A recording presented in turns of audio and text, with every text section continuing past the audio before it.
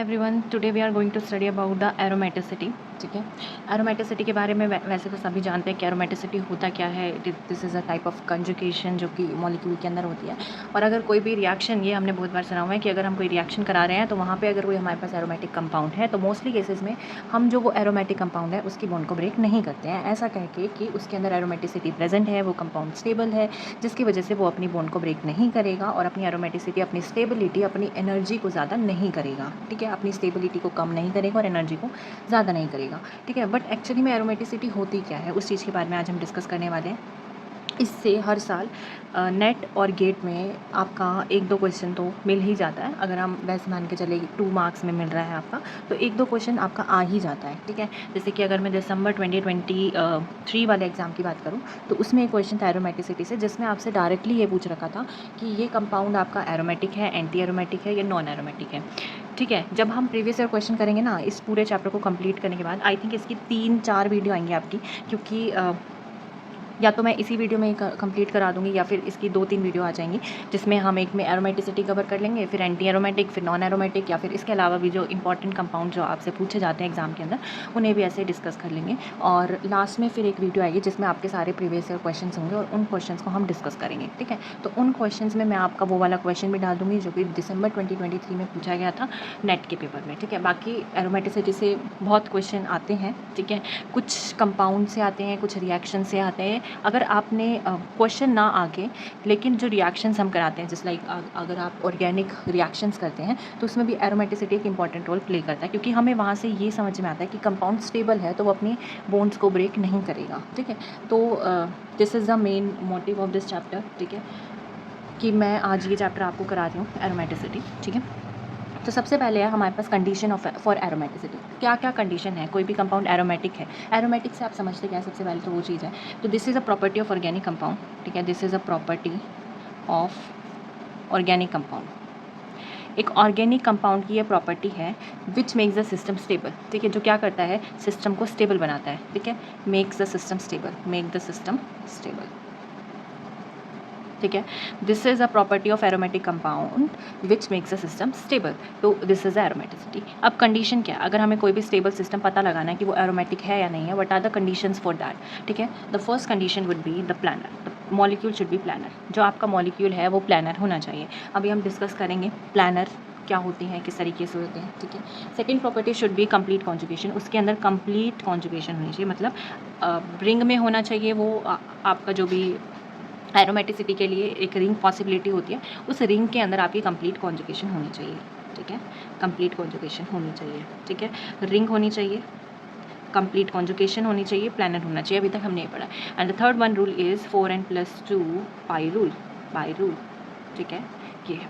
अगर आपको ये कंडीशंस याद नहीं रहती हैं, ये कंडीशंस याद नहीं रहती हैं जो कि याद रहनी चाहिए, तो इसके लिए एक शॉर्ट ट्रिक भी है आपको जानने के लिए। क्या ट्रिक है, 4n+2 पाई रूल को एक बार समझ लेते हैं। ठीक है, बहुत बारी वैसे पूछ लेते हैं तो एक बार समझ लेते हैं। 4n+ पाई रूल का मतलब क्या है, n is equal to n की कोई भी वैल्यू आप रखो, जैसे 0 रख दो, 1 रख दो, 2 रख दो, इस तरीके से आपने n की वैल्यूज़ रख दी। ठीक है, तो उन वैल्यूज़ को रखने के बाद आपकी इतने, ये क्या है, नंबर ऑफ पाई इलेक्ट्रॉन्स। ठीक है, this emphasize the number of pi electron. 4n+2 से आपके नंबर ऑफ पाई इलेक्ट्रॉन्स आ जाएंगे। तो जब आपने n की वैल्यू 2 रखी, 0 रखी, तो उसकी जो वैल्यू है वो आई आपकी 2 पाई इलेक्ट्रॉन्स। ठीक है, जब n की वैल्यू 1 रखोगे तो क्या आएगी, 6 पाई इलेक्ट्रॉन्स। जब 2 रखोगे तो क्या आएगी, 10 पाई इलेक्ट्रॉन्स। दैट मीन्स हमारे पास या तो 2 पाई या फिर 6 पाई या फिर 10 पाई इलेक्ट्रॉन्स होने चाहिए। आप देख रहे हो इसके बीच में 4 पाई इज़ मिसिंग। ठीक है, 8 पाई इज़ मिसिंग। ठीक है, ये मिसिंग है। तो इसमें these are the number of electrons. आपको पता है 1 पाई बॉन्ड में आपके 2 इलेक्ट्रॉन्स होते हैं। ठीक है, this represent the 1 bond, this represent the 3 bonds. ठीक है, दिस रिप्रेजेंट द 5 बॉन्ड। इससे हमें क्या पता लगा कि एरोमेटिसिटी के लिए कंडीशन है कि आपके पास ओड नंबर ऑफ बॉन्ड्स होनी चाहिए। क्या होनी चाहिए, ओड नंबर ऑफ बॉन्ड्स। ठीक है, ओड नंबर ऑफ बॉन्ड्स होगी तो आपका हकल रूल फॉलो करेगा। ठीक है, हकल रूल के लिए एक शॉर्ट ट्रिक है कि अगर आपको 4n+2 पाई याद नहीं रहता है तो एक सिंपल सी ट्रिक है एरोमेटिसिटी के लिए कि ओड नंबर ऑफ बॉन्ड्स आपकी होनी चाहिए। ठीक है, उसके अलावा आपका रिंग होना चाहिए, कंप्लीट कॉन्जुगेशन होनी, ये सब चीज़ें आपकी होनी चाहिए। अब इनके एग्जांपल को डिस्कस करते हैं। ठीक है, उससे पहले एक चीज़ है बेंजीन रिंग। ठीक है, बेंजीन रिंग को हम एक बार डिस्कस करेंगे, उसकी प्लानैरिटी को डिस्कस करेंगे, फिर हम आगे बढ़ेंगे। तो बेंजीन रिंग की प्लानैरिटी अगर मैं बताना चाहूँ तो मैं कुछ ऐसे बना सकती हूँ बेंजीन रिंग को। ठीक है, और उसके जो पी ऑर्बिटल के लॉब्स हैं। आपको पता है पाई बॉन्डिंग्स होती हैं, पाई बॉन्डिंग जब भी होगी, पाई ऑर्बिटल, पाई बॉन्डिंग किसको रिप्रेजेंट कर रहा है कि उसके अंदर पाई ऑर्बिटल प्रेजेंट है और वो पाई बॉन्ड्स बना रहे हैं, ठीक है। जो सिग्मा बॉन्ड्स होती हैं वो side to side, head to head overlap से बनती हैं, ठीक है। इस तरीके से हेड टू हेड ओवरलैप से आपकी these are the sigma bonds. पहले ये सारी बॉन्ड इस तरीके से ही बनी हुई है आपकी, ठीक है। ये बॉन्ड ऐसे है, ये बॉन्ड ऐसे है, इस तरीके से ये आपकी बॉन्ड बनी हुई है हर एक, ठीक है। कि मतलब ये वाला ऑर्बिटल था, ये सिग्मा बॉन्ड इन्होंने बना रखी है। अब इन ऑर्बिटल के साथ में क्या है, एक पाई ऑर्बिटल भी ऐसे अरेंज है इनके साथ में। तो अब मैं सिग्मा ऑर्बिटल को ना शो करके सिर्फ पाई ऑर्बिटल्स को शो कर रही हूँ, ठीक है। ये हमारे पाई ऑर्बिटल हैं सारे। तो ये जो पाई ऑर्बिटल्स हैं, अब मैंने कहा ये पाई बॉन्ड्स हैं, तो किस तरीके से पाई बॉन्ड बना रहे होंगे, साइड वाइज ओवरलैप इस तरीके से कर रखा होगा, इसने इसके साथ कर रखा होगा, इसने इसके साथ कर रखा होगा, इस तरीके से ओवरलैपिंग कर रखी होगी। लेकिन आपको पता है ये कॉन्जुगेशन में रहते हैं तो ये इंटरचेंज होते रहते हैं। पहले आपकी बॉन्ड फॉर्मेशन इस तरीके से थी, बाद में फिर कैसे हो जाएगी, ऐसे हो जाएगी, ठीक है। तो अगर ये अभी ऐसे हैं तो फिर बाद में इस तरीके से हो जाएंगे, ऐसे हो जाएंगे, ऐसे, ठीक है। These are the pi bond character benzene ring के अंदर। आप ऐसे मान सकते हो these are the planar benzene ring, ऐसे ये आपकी बेंजीन रिंग है। और इसके ऊपर यहाँ पे दीज आर द पाइलॉब्स, ये पाइलॉब है, फिर ये वाला, इस तरीके से आप पाइलॉब्स को मान सकते हो जो कि एक स्टैंडिंग पोजीशन में है, ठीक है। दीज आर प्लानर, ठीक है। तो ये है, इसने क्या करी, कंडीशन ऑफ प्लानरिटी को सेटिस्फाई कर दिया, फर्स्ट कंडीशन सेटिस्फाई हो गई, चलो ठीक है। कंप्लीट कॉन्जुगेशन है क्या इसमें, देखो कंप्लीट कॉन्जुगेशन का आपका इस तरीके से लिखना होता है, डबल सिंगल डबल सिंगल, मतलब इस तरीके से आपकी बॉन्ड फॉर्मेशन होनी चाहिए साइक्लिक मैनर। तो अगर आप यहाँ देखो तो double single double single double single इस तरीके से आ रहा है, तो दैट मीन्स कंप्लीट कॉन्जुगेशन भी है। उसके अलावा हक्कल रूल को सेटिस्फाई करना चाहिए। हक्कल रूल क्या कहता है कि या तो आप इन पाई इलेक्ट्रॉन से देख लो या फिर आप बॉन्ड से देख लो। तो मैंने एक शॉर्टर मेथड बताया, आपकी ओड नंबर ऑफ बॉन्ड्स होनी चाहिए। ओड नंबर ऑफ बॉन्ड्स का मतलब 1 पाई इलेक्ट्रॉन में 1 पाई बॉन्ड में 2 इलेक्ट्रॉन्स होते हैं, तो एक बॉन्ड में 2 इलेक्ट्रॉन्स होंगे, तो ओड नंबर ऑफ बॉन्ड्स मतलब 1 2 3 3 पाई बॉन्ड्स हैं, तो ओड नंबर है, 3 इज़ द ऑड नंबर, तो ओड नंबर है। तो इस दैट मीन्स ये वाला कंपाउंड आपका क्या है, एरोमेटिक। तो इसने सेटिस्फाई कर दिया, ये कंपाउंड आपका एरोमेटिक बन गया। Okay, now let's move on to this purpose. तो आप इस वाले कंपाउंड में देखो, ये थोड़े से अलग कंपाउंड है, ठीक है। आप ऐसे मान के चल सकते हो कि एक पाई इलेक्ट्रॉन में, एक पाई बॉन्ड में 2 इलेक्ट्रॉन्स होते हैं और एक नेगेटिव चार्ज में भी 2 इलेक्ट्रॉन्स होते हैं, ठीक है। एंड पॉजिटिव चार्ज में आपके 0 इलेक्ट्रॉन होते हैं, इतना आप मान के चल सकते हो, ठीक है। तो अगर मैं यहाँ पे इस क्योंकि अगर मैं यहाँ पे इन 5 मेंबर रिंग को कंसीडर करूँ तो रिंग बन रही है मेरी, ठीक है। साथ में प्लानर भी है आपका। प्लानर कैसे हुआ, देखो 5 मेंबर रिंग मैं बना सकती हूँ इस तरीके से, ये आपकी 5 मेंबर रिंग है, ठीक है। ऐसे ऑर्बिटल्स आपके होंगे, ठीक है।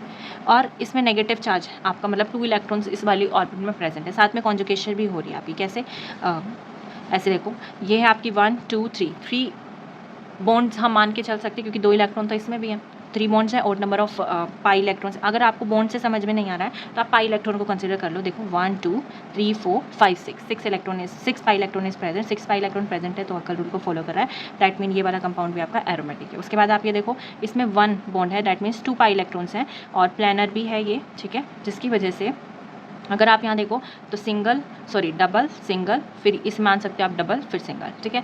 इसको देखो कैसे दिखाएंगे एरोमेटिसिटी में, कैसे दिखाएंगे, तो ये वाला कंपाउंड आपके पास है, तो अगर मैं इस बॉन्ड को यहाँ भेज दूँ, ये वाली बॉन्ड को अगर मैं यहाँ भेज दूँ तो यहाँ पे आ जाएगा पॉजिटिव चार्ज, ठीक है। मतलब तीनों जगह पे पॉजिटिव डिस्ट्रीब्यूट आपका होना चाहिए। अगर मैं इसको यहाँ भेज देती हूँ तो यहाँ आ जाएगा आपका पॉजिटिव चार्ज ये, ठीक है। फिर अगर दोबारा स्ट्रक्चर बनाऊंगी तो दोबारा से वैसा स्ट्रक्चर बन जाएगा, ये यहाँ आ जाएगा और पॉजिटिव वहाँ चला जाएगा, ठीक है। ये देखो स्ट्रक्चर आपका जैसा था वैसा दोबारा से बन गया है। दैट मीन्स आपके इसके अंदर कॉन्जुगेशन प्रेजेंट है, जैसा स्ट्रक्चर स्टार्टिंग में था वैसा अभी बन गया है, ठीक है। कॉन्जुगेशन प्रेजेंट है, कंप्लीट कॉन्जुगेशन, दैट मीन्स ये कंपाउंड भी आपका क्या हो गया, एरोमेटिक हो गया, ठीक है। उसके बाद ये वाले 2 एग्जाम्पल हैं। अब बताओ ये एरोमेटिक है कि नहीं है, तो आप यहाँ देख सकते हो कि यहाँ पे रिंग तो प्रेजेंट है, प्लानर भी है ये, ठीक है। रिंग भी है, प्लानर भी है, बट पाई इलेक्ट्रॉन्स नहीं है। पाई इलेक्ट्रॉन्स ना होने की वजह से ये क्या हो गया आपका, ये वाला कंपाउंड आपका एरोमेटिक नहीं है, ठीक है। उसके अलावा ये है दीज आर नॉट साइक्लिक, तो ये साइक्लिक ना होने की वजह से ये तो हमें साफ पता लग रहा है कि एरोमेटिक नहीं है। तो this is all the thing aromaticity में, ठीक है। कि एक तो वो आपका प्लानर होना चाहिए, second one is complete conjugation उसके अंदर होनी चाहिए, and third one follow हक्कल rule, हक्कल rule को फॉलो करना चाहिए। शॉर्ट ट्रिक क्या है कि आप उसमें रिंग देख लो, साथ में आप ये देख लो कि उसके अंदर कितनी नंबर ऑफ बॉन्ड्स हैं। अगर आपकी ओड नंबर ऑफ बॉन्ड्स है वहाँ पे प्रेजेंट है तो वो एरोमेटिक हो जाएगा। अगर इवन नंबर ऑफ बॉन्ड्स अगर आपकी प्रेजेंट है तो वो एंटी एरोमेटिक की तरफ जाएगा, ठीक है। वैसे अगर अभी हम डिस्कस करेंगे, you can't be like this कि आप इसे मान के चल सकते हो कि एंटी एरोमेटिक यही होगा, क्योंकि कुछ एक्सेप्शंस भी आ जाते हैं कहीं पे, तो वो जब हम एंटी एरोमेटिक डिस्कस करेंगे तब और अच्छे से उसे डिस्कस कर लेंगे, ठीक है। Okay, now let's move on to the next part of aromatic compound, क्योंकि नेट गेट में सिर्फ ये नहीं पूछते कि एरोमेटिक कंपाउंड है या नहीं, कई बार मैंने कहा कि आपको प्रॉपर्टीज़ से क्वेश्चंस आता है, क्योंकि प्रॉपर्टीज़ एक इम्पॉर्टेंट पार्ट होती है, ठीक है। हर एक उसमें आपको एप्लीकेशन आनी चाहिए कि जब हम एरोमेटिसिटी निकाल रहे हैं, आपने मॉलिक्यूल के अंदर एरोमेटिसिटी निकाल ली, वो स्टेबल कंपाउंड बन चुका है, तो उसकी प्रॉपर्टीज़ क्या हैं, ठीक है। तो एरोमेटिसिटी, एरोमेटिक कंपाउंड की कुछ प्रॉपर्टीज़ होती हैं, उन्हें हम डिस्कस करने वाले हैं, ठीक है। The first property is the, देखो दो तरह की रिएक्शंस होती हैं, एक होता है इलेक्ट्रोफिलिक सब्स्टिट्यूशन रिएक्शन, ठीक है, और एक होती है इलेक्ट्रोफिलिक एडिशन रिएक्शन, ठीक है। अब इनमें हम डिस्टिंग्विश कैसे करेंगे कि बहुत बच्चे इनमें कंफ्यूज होते हैं, सब्स्टिट्यूशन और एडिशन में क्या डिफरेंस है। सबसे पहले तो हम वही डिस्कस करने वाले हैं, ठीक है। सब्स्टिट्यूशन के अंदर क्या होता है कि one atom substitute to the other atom, ठीक है। वन एटम, एक एटम दूसरे एटम को सब्स्टिट्यूट करेगा, कोई भी एक एटम है, substitute with the other atom, ठीक है।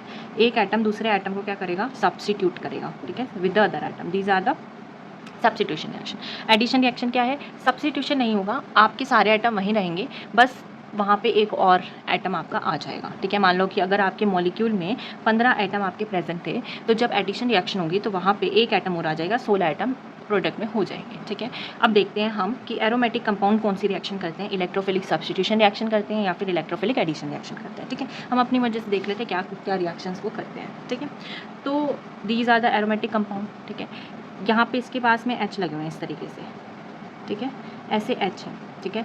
This is the halogen bond, ठीक है। तो यहाँ से एक हेलोजन जाएगा, इसके ऊपर पॉजिटिव चार्ज आएगा, इसके ऊपर नेगेटिव चार्ज आएगा, ठीक है। इसके ऊपर पॉजिटिव आएगा, इसके ऊपर नेगेटिव आएगा। अब जो ये बॉन्ड है, इसको हम किस तरीके से ब्रेक करा सकते हैं, मान लो इस मैंने ऐसे ब्रेक करा दिया इस तरीके से, तो यहाँ पे मान लो ये कैसे बन जाएगा, ये बन जाएगा कुछ ऐसे, यहाँ पे नेगेटिव आ जाएगा, यहाँ पॉजिटिव आ जाएगा, ठीक है। यहाँ नेगेटिव आ गया, यहाँ पॉजिटिव आ गया, ठीक है। तो फिर क्या होगा, जब यहाँ पॉजिटिव आया तो आपके पास क्या है, यहाँ पे एक Br पॉजिटिव है, Br negative stable, Br negative stable है क्योंकि हेलोजन के ऊपर नेगेटिव आया तो वो स्टेबल है, तो ये रिएक्ट तो नहीं करेगा, ये रिएक्ट करेगा positive, no this is not possible, ये पॉजिटिव के पास रिएक्ट नहीं करेगा, ठीक है। फिर क्या होगा, जो ये वाला पॉजिटिव वाला बॉन्ड है, ये आपका रिएक्ट करेगा किसके साथ में, पॉजिटिव यहाँ पे इस नेगेटिव के ऊपर अटैक कर देगा, ठीक है। तो क्या बन जाएगा, यहाँ से आपके पास कुछ ऐसा स्ट्रक्चर अभी बन गया, यहाँ पे H है, ठीक है, और यहाँ पे आ गया आपका Br हो गया स्टेबल, ठीक है। बट अभी बेंजीन रिंग स्टेबल नहीं है, बेंजीन रिंग अपने आप को दोबारा से एरोमेटिक बनाएगी। अब दोबारा एरोमेटिक का मतलब क्या है, H जाएगा, अब यहाँ से H जाता है जब भी, तो वो अपने इलेक्ट्रॉन को छोड़ के जाता है, जब भी H पॉजिटिव बाहर निकलेगा तो वो अपने इलेक्ट्रॉन्स को छोड़ के जाएगा, ठीक है। तो H पॉजिटिव यहाँ से बाहर निकला, इसने अपने इलेक्ट्रॉन छोड़े, तो मैं एक तरीके से कह सकती हूँ ये जो दो इलेक्ट्रॉन्स हैं ये यहाँ आ जाएंगे और इस पॉजिटिव को स्टेबल करके कुछ इस तरीके से कंपाउंड बना लेंगे, ठीक है। These are the substitution reaction. यहाँ पे हमारा H था, लास्ट में हमारे पास क्या आ गया, ब्रोमीन आ गया। तो क्या एक्चुअली में रिएक्टेंट से प्रोडक्ट में चेंज होने तक क्या हुआ कि एक हाइड्रोजन ने बेसिकली एक ब्रोमीन ने एक हाइड्रोजन को रिप्लेस कर दिया, तो this is the whole reaction, ठीक है। तो इलेक्ट्रोफिलिक सब्स्टिट्यूशन रिएक्शन तो हो रही है क्योंकि hydrogen replaced with the bromine, ठीक है, ब्रोमीन के साथ रिप्लेस हो गया, that means electrophilic substitution reaction तो हो रही है। उसके बाद हमारे पास है electrophilic addition reaction. Addition reaction, तो एडिशन रिएक्शन में क्या होगा कि ये आपका बेंजीन रिंग है, कुछ ऐसा कंपाउंड आपका बन जाए, ये है, यहाँ पे आपका Br है और यहाँ आपका Br है और ये H एज इट इज़ है, but that is not stable. क्यों वो अपनी एरोमेटिसिटी को ब्रेक करेगा, ये वाला कंपाउंड आपका एडिशन रिएक्शन में स्टेबल नहीं है, कोई भी एटम रिप्लेस नहीं हुआ है, इसका मतलब वहाँ पे एडिशन रिएक्शन हुई है और एरोमेटिक रिएक्शन, इसकी एरोमेटिसिटी ब्रेक हो गई है और एरोमेटिसिटी ब्रेक होने से उसकी स्टेबिलिटी कम होगी और कोई भी सिस्टम अपनी स्टेबिलिटी को कम नहीं करना चाहता, ठीक है। तो इस वजह से जो एरोमेटिक कंपाउंड्स होते हैं उनमें इलेक्ट्रोफिलिक सब्स्टिट्यूशन रिएक्शन तो आपकी होती हैं, बट इलेक्ट्रोफिलिक एडिशन रिएक्शन आपकी नहीं होती, ठीक है। इलेक्ट्रोफिलिक एडिशन रिएक्शन नहीं होती, ओनली सब्स्टिट्यूशन रिएक्शन होती है, ठीक है। ये क्वेश्चन है, इनमें से कौन सा कंपाउंड आपका ज़्यादा स्टेबल है, ठीक है। तो मैंने कहा जो कंपाउंड आपका एरोमेटिक होता है वो आपका ज़्यादा स्टेबल होता है, तो आपको भी ये पता है और आपने ऑर्डर भी बता दिया होगा कि कौन ज़्यादा स्टेबल है। तो this is aromatic compound and this is not an aromatic compound, क्योंकि इसके अंदर रिंग नहीं है, हालांकि कॉन्जुगेशन प्रेजेंट है, double single double single double conjugation है, इसको कॉन्जुगेट करके मैं कुछ ऐसे बना सकती हूँ इसे, it can be rearrange like this, ठीक है। ये इस तरीके से आपका अरेंज हो सकता है दोबारा से, ठीक है। यहाँ पे आपका पॉजिटिव चार्ज हो जाएगा, ठीक है, और यहाँ पे आपका नेगेटिव चार्ज आ जाएगा, तो ये आपका रीअरेंज हो सकता है इस तरीके से।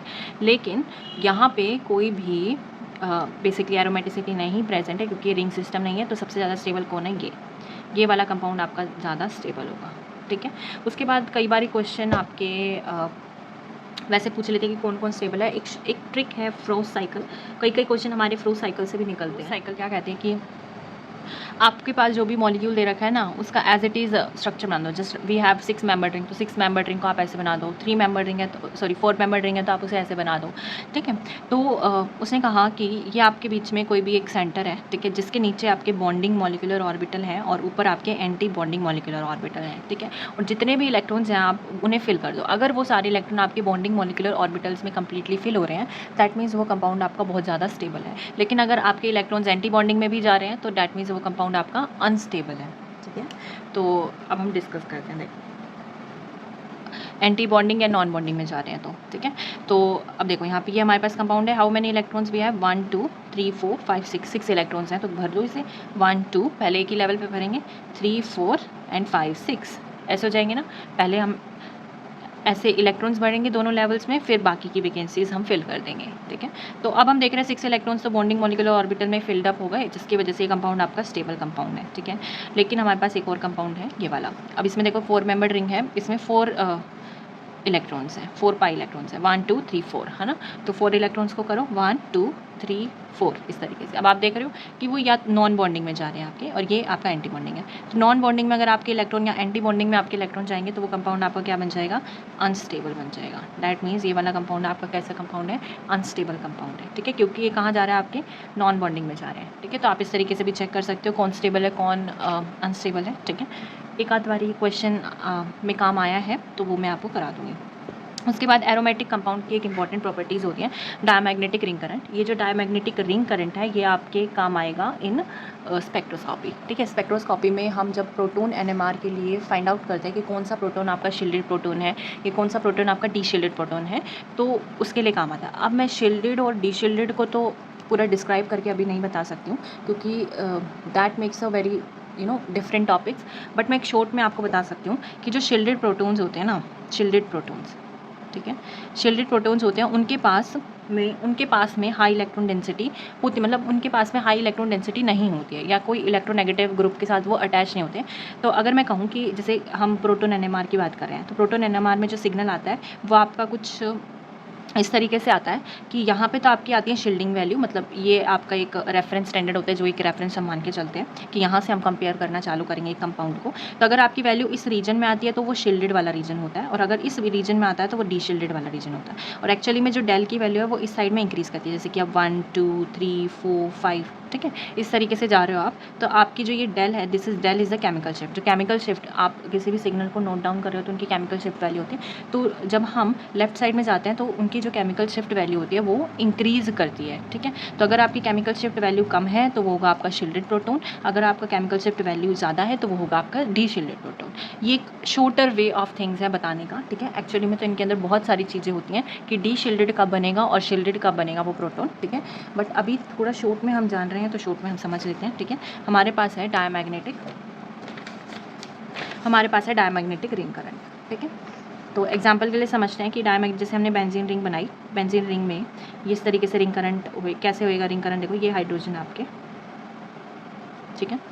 तो एक्चुअली में क्या होता है कि कोई भी मॉलिक्यूल होता है ना, वो खुद से अपना एक मैग्नेटिक मूवमेंट अराइज करता है, ठीक है।